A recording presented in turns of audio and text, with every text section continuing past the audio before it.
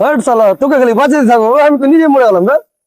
ওই সালাই মোটা লেপালে মাঠে দিয়ে যেত কেল্লা তোর ফোনটা দে তবে ফোনে রিচার্জ নিয়ে ফোন করবো আর কেমন ভাতিজা মোর লেগে চ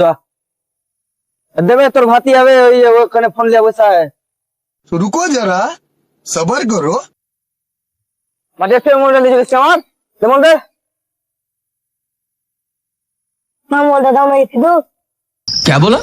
সব সময় মোবাইল দেওয়া যায় তোকে এমনি তো লোকের মোবাইলে গেম খেলছিস তুই তোর আব্বাকে বলে একটা মোবাইল কিনে দিবে আমার আব্বা আমাকে মোবাইল কিনে দেয় না মোবাইল কিনে দেয় না চ 10 বিঘা জমি আর মোবাইল কিনে দিবে না লোকের মোবাইলে কত গেম খেলবি চ না তুই তোর আব্বা তোকে মোবাইল কিনে দিবে আমি ওরকম করে বুঝাবো চ আমার আব্বা খুবই তোর আমার আব্বা কহ এখন কি না শীতকালে ঠান্ডাটা খুবই লাগছে এখন জি আব্বা আমাকে একটা মোবাইল কিনে দাও না क्या बोला? এখন পড়াশোনার বয়স তার এখন তুই মোবাইল চাচ্ছিস হ্যাঁ থাপ্পড় খাইছিস নাকি চার সঙ্গে বেরিয়ে বেরিয়ে তুই বেকার হয়ে গেলি কিসের খারাপ হয়ে গেল দিদির ব্যাটার কাছে দেখো আলামের ব্যাটার কাছে দেখো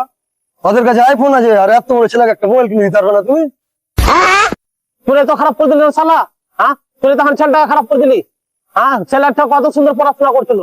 আর মোবাইল মোবাইল মাথায় উঠে দিলি তোরা গেম খেলতে দিয়ে দিয়ে ছেলেটা নাকি হ্যাঁ अभी बताता है भाई তোমাকে বলবো না আমার আব্বা মেলে যাক আর ভালো রাখ মোড়ে টোরে কপড়ে নিয়ে যাবে নাকি জায়গা জমি সালা আমার পাল্লায় পড়তে গেলাম মুখ হাত ফ্র্যাকচারই করে দিতাম